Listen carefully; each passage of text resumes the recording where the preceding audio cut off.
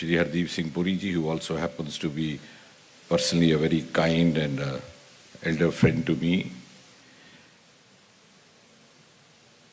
and who has also been gracious enough to spare his time in spite of his hard-pressed portfolios. He was to travel to Uttar Pradesh today, and soon after this program he'll be taking off for Kanpur. At our request, he is here to be this forenoon. I once again wish to thank him on behalf of all of us, also on behalf of Jammu as such.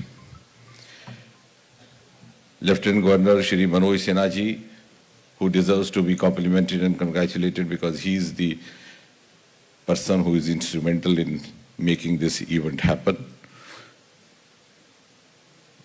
Along with him, Chief Secretary Shri Arun Mehta, Secretary Housing and Urban Affairs, Government of India, and one of our very dynamic senior bureaucrats in the government, Mr. Jaishankar ji, Mayor of Jammu, Chandra Mohan Gupta ji, Mayor Srinagar Junaid Mattu ji,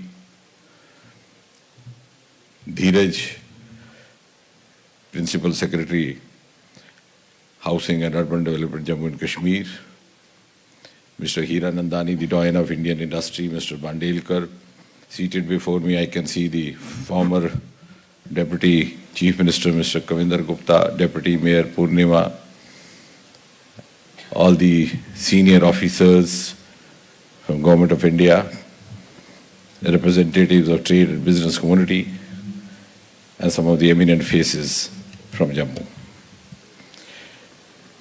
Ladies and gentlemen, you will recall that soon after Mr. Narendra Modi took over as Prime Minister on 26th of May 2014, one of the earliest declarations of intent that he made was that his government would resolve to bring those regions of the country which had remained relatively underdeveloped or which had missed the development journey of India so that they rise to be at par with the more developed regions.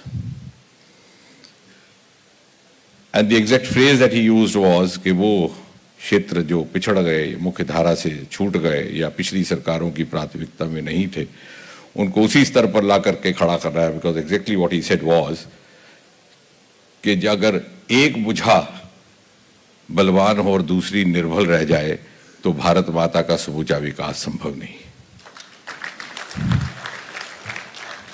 प्रधानमंत्री के द्वारा प्रारंभ की गई उस संकल्प से सिद्धि की यात्रा का आज जो हम देख रहे हैं एक महत्वपूर्ण पड़ाव है.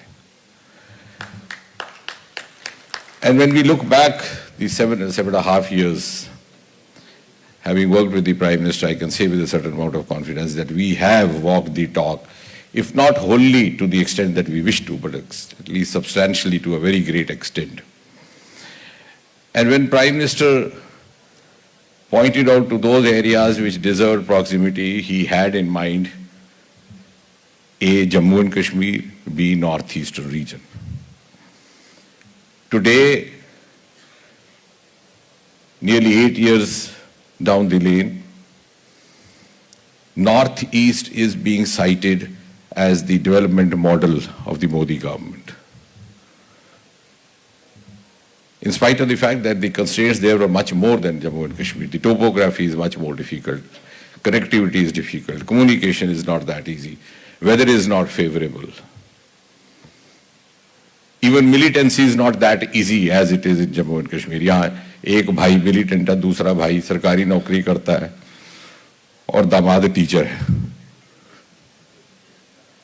लेकिन 2014 में जब पूर्व उत्तर में हम पहुंचे थे तो पहाड़ों से फायर होता था जब सरकारी गाड़ी चलती थी. They meant to register their presence.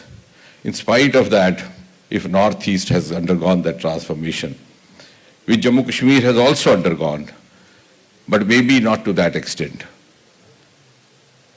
And I think the reasons are not to be elaborated enough because already hinted at by the Lieutenant Governor also and the Housing Secretary also. There has been a lot of development in the last 7 years, but we were bound down by certain constraints, certain constitutional barriers, certain self-made shackles which didn't allow us to move in the manner that we wish to move, which possibly didn't allow us to conceive an event like this that is happening this morning. And therefore, in the context of Jammu and Kashmir, the moment of reckoning arrived on August 5-6, 2019. And it came as a breakthrough.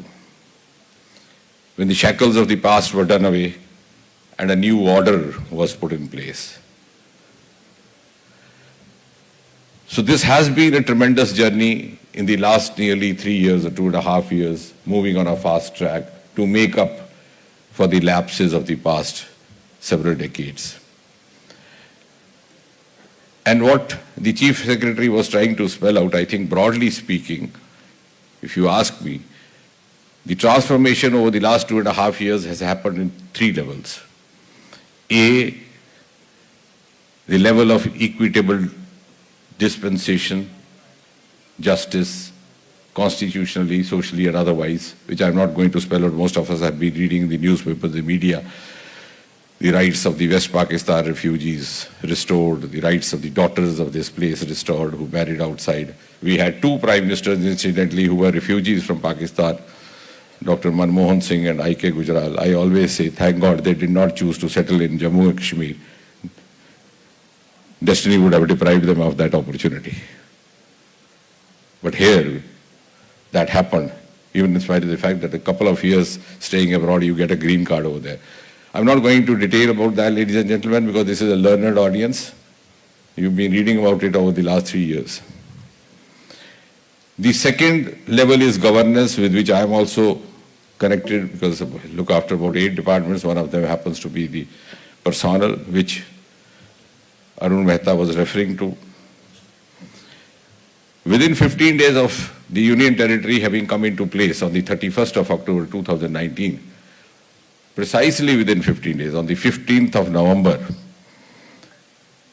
the UT government was so forthcoming and cooperative that we held a 2 days conference on the replication of best practices. And the journey took off soon after it turned into a union territory, because we were keen that the best practices in governance, because PM has always had a very special focus on governance, which are being followed in other states and union territories, also need to be followed here, which were not actually.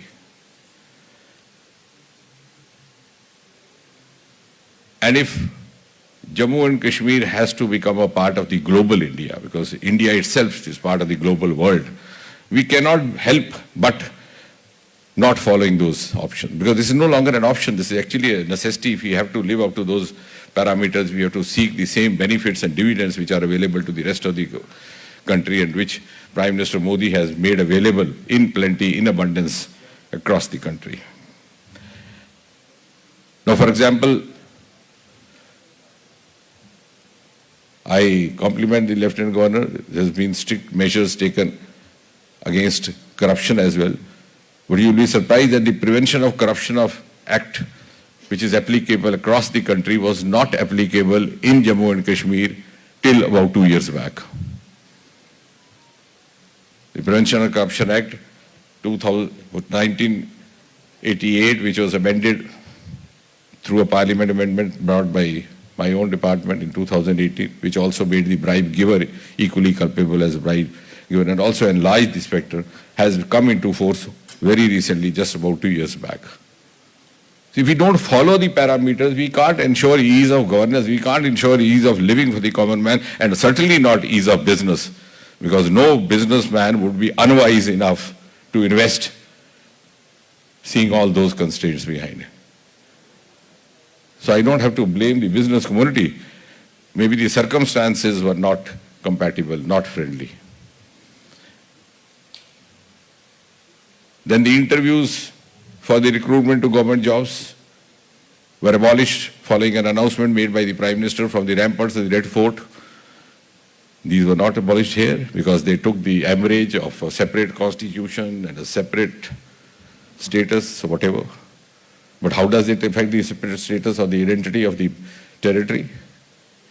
If it is decided to provide a level playing field and equal opportunity to youth regardless of his or her socio-economic background, That abolition order has also been made applicable. Somebody like Mr. Durga Shankar, who's been a veteran bureaucracy, would realize the implications of not having applied it here, and whatever would have been the reasons or the vested interest behind that. Right to information was applicable all over India, not here. They had their own right to information, which suited their convenience. Today we have CIC, Central Information Commission's right to information. We have 2 benches of CAT, the Central Administrative Tribunal, whereas most of the northern states have just single bench located in Chandigarh. That was the kind of special focus the Prime Minister was giving, and so we didn't hesitate going forward. The Central Vigilance Commission has also now only received its jurisdiction in Jammu and Kashmir.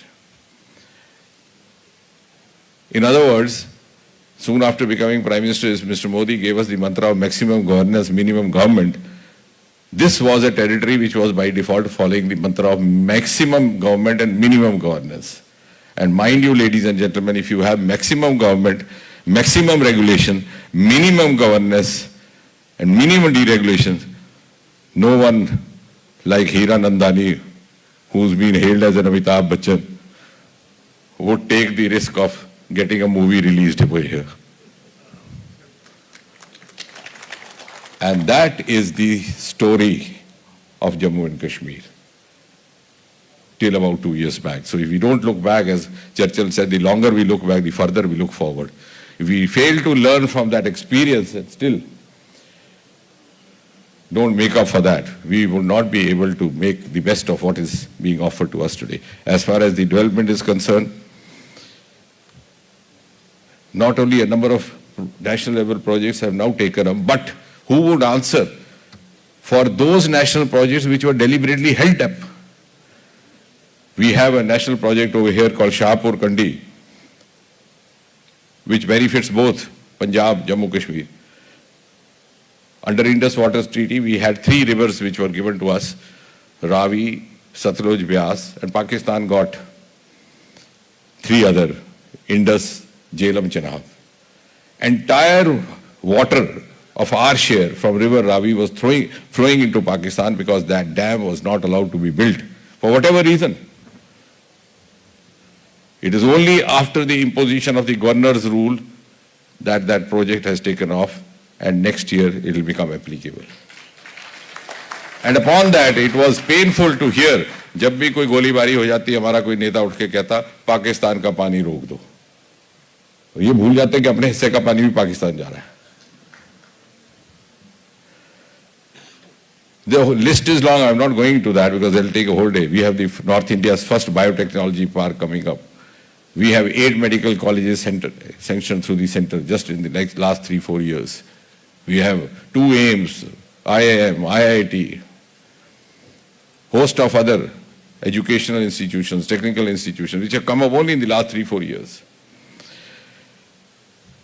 And yes, now this industrial package, as the Honorable Lieutenant Governor was rightly mentioning. In fact, in one of the meetings, when the Home Ministry was putting across the proposal of 35,000 crore or so, even then the Lieutenant Governor had said that, Manojji had said that we'll soon achieve 50,000 crore. And I'm sure they'll reach 1 lakh crore, the manner they are proceeding. But what we need to understand is that to make this happen in few years, 2 years, 3 years, a few months, there's been a tremendous persistent effort accompanied with passion. And I must compliment the Lieutenant Governor, also the past Lieutenant Governor, Mr. Murmu, who actually initiated the outreach programs, and I also had the opportunity of accompanying him at 1 or 2 places, including at Delhi, before the COVID set in. But what we must understand is, when I say passion, I'm not saying it's just to sound poetic, because I can narrate poetry otherwise, which I'll refrain doing so, because I want to talk substance instead of poetry. Someone like Hira Nandani doesn't have to invest in Jammu Kashmir to make profits. You think so? तो सारा हिंदुस्तान छोड़ करके उनको यहीं पे. It's really passion to make it happen in Jammu and Kashmir. What can happen other ways? Why not happen here? And that is Prime Minister's dream. And as I said, to bring it at par with the other places. And I personally, because I also was to an extent involved in this. For example, we had this Apollo coming here. And I was associated with them for a long time because the elder Reddy, the founder, Dr. Pratap Reddy, who's around 90 years old, is a very close friend of my teacher and my mentor, Dr. P.V. Sadasivan. So when we put across, they were not very much, it was not in their scheme of things actually. And Sangeeta even said that we could open up another hospital in Hyderabad. But why in Jammu and Kashmir? Will it be viable? But then then it was realized, no, we'll be contributing. At the end of the day, you have to make a contribution, you have to make a mark. And I said, if Apollo steps in, it will open the floodgates for the rest of the healthcare industry as well. And that motivated them. So ladies and gentlemen, these business leaders who are here today are not here to make money out of you. They are here to impart a new culture to you. And that is what is important for us. And so many other, we have this organization called LEADS, which is lesser known, but it's a citizen initiative of some well-meaning, well-intentioned experts who were moving around the country trying to persuade. I remember once we were sitting in Srinagar, and then the call was being mailed to the Haldiram group. So what I'm trying to express over here is that if they have come, they have not come for business. It is just that they happen to be businessmen. And that brings me to the real question. Having seen Jammu Kashmir for almost half a century very closely, the real question is, the industry is moving fast, but are we also moving at the equal pace? And the real question is, the investors that you see in this room are ready. Are we also ready to receive them?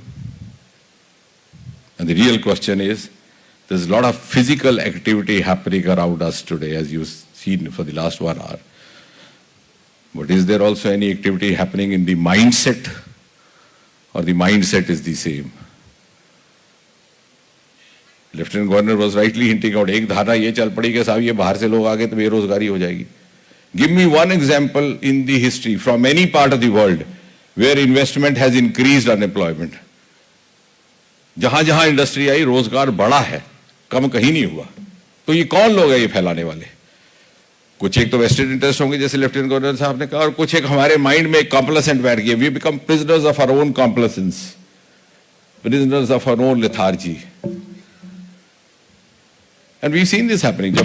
One of the earliest programs which was held after Mr. Modi took over as Prime Minister was the inauguration of the Katra Vaishno Devi railway station. जैसे ही वो announcement किया तो यहाँ से आवाज़ उठ गई कि साहब हरी मार्केट बंद हो जाएगी, रघुनाथ बाजार बंद हो जाएगा, ये यात्री जाते हैं, ये कहाँ जाएंगे, पहले यहाँ से होके जाते थे, यहाँ रात बिताते थे, यहाँ खाना खाते थे, यहाँ झूठे सच्चे शॉल खरीदते थे, दुगनी कीमत पर चले जाएंगे. तो क्या हुआ? On the contrary, it gave us an opportunity to do value addition to what we were doing. हमने नए विकल्प ढूंढे, हमारे व्यापारी ने कैपेसिटी बिल्डिंग की, उनकी अगली पीढ़ी के व्यापारी, उनके संतान जो टेक ओवर करने वाली थी, उन्होंने भी कोई नए विकल्प ढूंढे. So in fact they enhanced their business capacities and their business. Otherwise आराम से बैठे थे, अमृतसर का चाल 4 गुना कीमत में बिक गया है, 2 साल बिक गए, दिहाड़ी लग गई, काम काज कुछ नहीं करना. So this 60-70 years made us slaves in the mind. And that is what has to be got rid of. Though I know it's not easy. The status quo, is human being a clinician, I know is by nature a status quoist. अगर आपको कह दिया जाए अपना living room बदल दो, तो आपको थोड़ी देर सोचने में लग जाती है, अरे वहाँ मेरी चारपाई ऐसे लगी थी, खिड़की उस तरफ थी, अपनी टेबल इस तरफ हुआ. बाद में 2-4 महीने में लगता है कि नहीं, यहाँ तो ज्यादा सुविधा थी. So that we have become prisoners of that status quoist mind, and the mindset has become a slave of that. And for this, I would make a small suggestion also. We should also keep the local business leaders and representatives on board. Just we have elected bodies in Jammu, like for example, the Jammu Chamber of Commerce and Industry.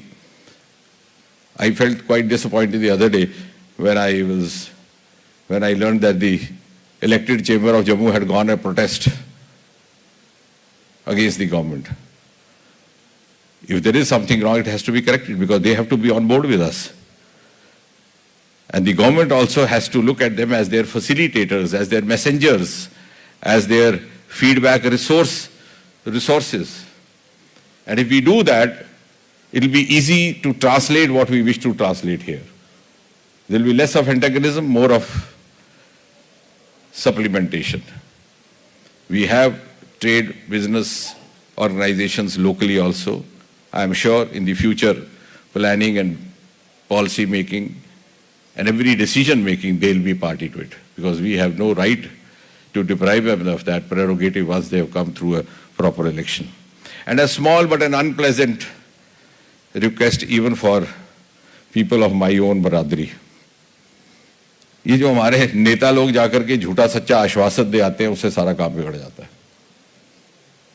अब LG साहब कह रहे थे कि कोई बैठ जाएगा बाहर कि साहब बेरोजगारी बैठेगी, तो हमारा कोई नेता वहां चल के कहे अच्छा मैं गवर्नर साहब से बात करता हूं, आपको आश्वासन देता हूं.